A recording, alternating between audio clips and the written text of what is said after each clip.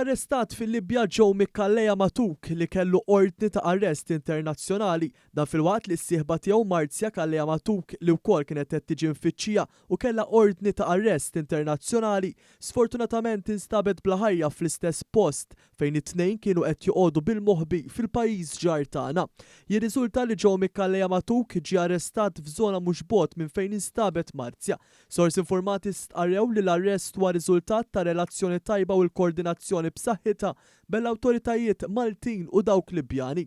F'Awwissu tas-sena l-oħra l-Aġenzija Ewropea għall Kooperazzjoni fl-Infurzar tal-Liġi l-Europol tellet ritratt tal-Malti Joe Micallea bħala parti mill-lista tal-aktar persuni mfittxijin f'pajjiżi Ewropej dan wara li l-awtoritajiet Maltin kienu ħarġu mandat ta' arrest internazzjonali fil-konfront tiegħu.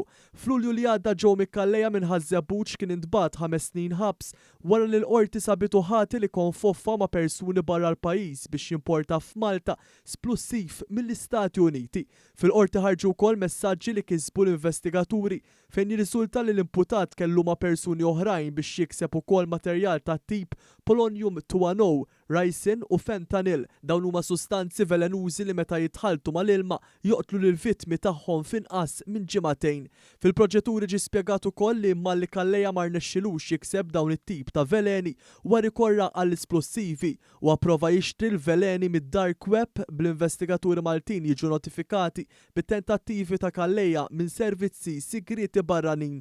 Bdil ta' messaġġi juru wkoll il-veleni li prova jixtri Kallea kienu mirati għal persuna li għandha tul ta' bejn 165 u 175 cm u li tiżen bejn 55 u 65 kg.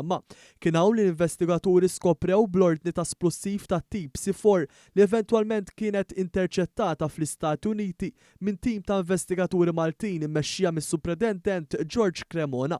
L-avukati ta' Joe Mick kienu appellaw mis-sentenza li ngħatat mill-Maġistrat Donatella Frendo Dimek u sussegwentament ingħata l-ħelsien mill-arrest taħt numru ta' kundizzjonijiet, inkluż li firma fassa tal-Pulizija, xi ħaġa li l-imputat waqaf jagħmel f'daqqa waħda. Rapporti oħrajn fil-medja kienu qalu li Mart Joe Mick Marzia kienet instab maħruba miegħu, din ukoll kienet instabet ħatja ta' possess ta' droga u weħlet sentenza ta' 15-il xahar ħabs, iżda wkoll kienet barra aktarx tistenna l-appell.